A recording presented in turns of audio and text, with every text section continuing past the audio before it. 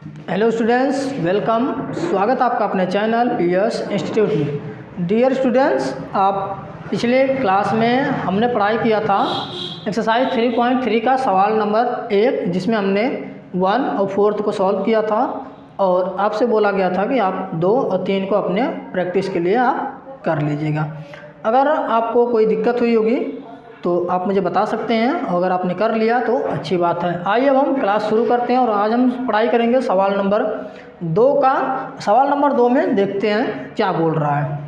बोला निम्न समस्याओं में रैखिक समीकरण युग्म बनाइए।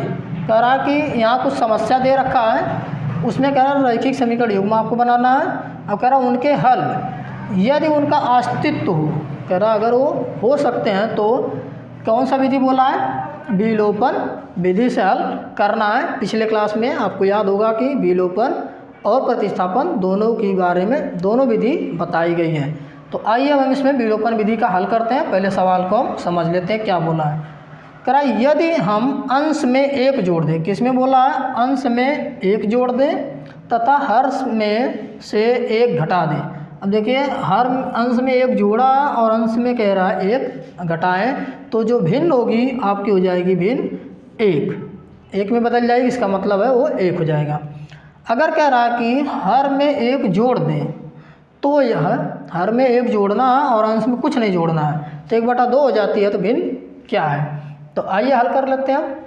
हल करते हैं सवाल नंबर 2 का। एक पहला सवाल है, मान लेते हैं हम माना आपकी जो भिन्न है वो है x/y। ठीक, मान लेते हैं x/y। अब हम लिखेंगे यहाँ पे प्रश्नानुसार। अब हम प्रश्नानुसार करते हैं। देखिए क्या स्थिति दिया, अंश में 1 जोड़ रहा है और हर में से 1 घटा रहा है। तो अंश ऊपर वाला अंश होता है 1 जोड़ रहा है और हर नीचे वाला होता है 1 घटा रहा है, तो कह रहा को आएगा 1। ये होगी आपकी पहली शर्त। और दूसरी शर्त बोल रहा है कि अगर हर में 1 जोड़ दें, हर में 1 जोड़ने के बोला यानी अंश आपका सेम रहेगा, हर में हम 1 जोड़ दें तो वो हो जाएगी 1/2।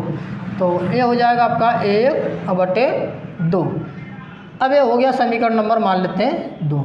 जो पहली स्थिति दिया उसको हम 1 मान लेते हैं, जो दूसरा दिया उसको 2 मान लेते हैं। अब पूछ रहा है भिन्न क्या होगी, तो यहाँ पे देखिए हम इसको हल करते हैं। इसका बटा हम 1 मान लेते हैं, इसको क्रॉस गुणा कर लेते हैं। ठीक, क्रॉस गुणा करेंगे तो हो जाएगा, देखिए इसका गुणा मैं यहाँ करके दिखा दे रहा हूँ, x अब प्लस हो जाएगा 1 बराबर इसका जब करेंगे तो y माइनस हो जाएगा 1। ठीक है, अब यहाँ से हम क्या कर सकते हैं, x माइनस y नहीं, x माइनस y ना करें, y का मान रहने दें, x अब प्लस 1 इस वाले के इधर लाएंगे तो प्लस 1 हो जाएगा, इधर आपका y है तो सेम रख देते हैं। इधर x प्लस 2, 1 और 1 जोड़ेंगे 2 बराबर y। इसको हम समीकरण 1 ही मानते हैं। चलिए जो स्थिति दिया था इसको मिटा देते हैं। ठीक है, यहाँ पे हो गया समीकरण नंबर 1। अब इसको हम हल करते हैं, ये वाला है यहाँ पे हम हल कर लेते हैं इसको। अब क्रॉस गुणा कर लेते हैं। क्रॉस गुणा करेंगे तो हो जाएगा आपके पास 2x बराबर y अब प्लस हो जाएगा आपके पास 1। यहाँ पे देखिए 2x प्लस 1 हो गया, 2x बराबर y प्लस 1। इसको मान लें समीकरण नंबर 2। कौन सी विधि बोला है, विलोपन विधि बोला। विलोपन विधि में क्या होता है, हमें एक दूसरे के मान को काटना होता है और दूसरे मान को निकालना होगा। तो हम इन दोनों में देखें तो समान हमारे पास क्या मिल सकता है। अगर हम इसको यहाँ पे थोड़ा चेंज कर लें तो हो जाएगा 2x माइनस 1, इधर आएगा माइनस, उधर जाएगा y बराबर, इसको मान लेते हैं समीकरण 2। चलिए यहाँ पे हम इसको समीकरण 2 नहीं मानते हैं। अब हमारे पास समीकरण 1 और 2 में देखिए क्या कॉमन है, इधर वाला साइड बराबर है। तो हम क्या कहें, सिंपली अगर हम घटा दें तो हमें x का मान मिल जाएगा। तो हम यहाँ पे लिखेंगे, देखिए घटाते कैसे हैं, उसके लिए समीकरण 2 माइनस समीकरण 1। समीकरण 2 में से 1 को घटाते हैं तो समीकरण 2 को ऊपर लिख लेते हैं, -1 बराबर दिया y।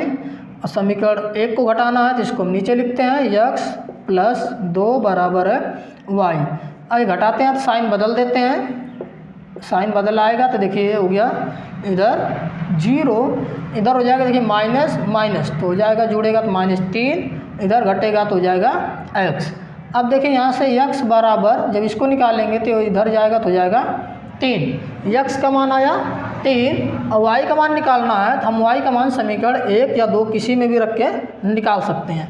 तो चलिए इसको a वाली जो लाइन है a वाला है इसका दिया हुआ है, ठीक है, इसको हमने हल किया यहाँ पे। अब हम यहाँ पे रखते हैं x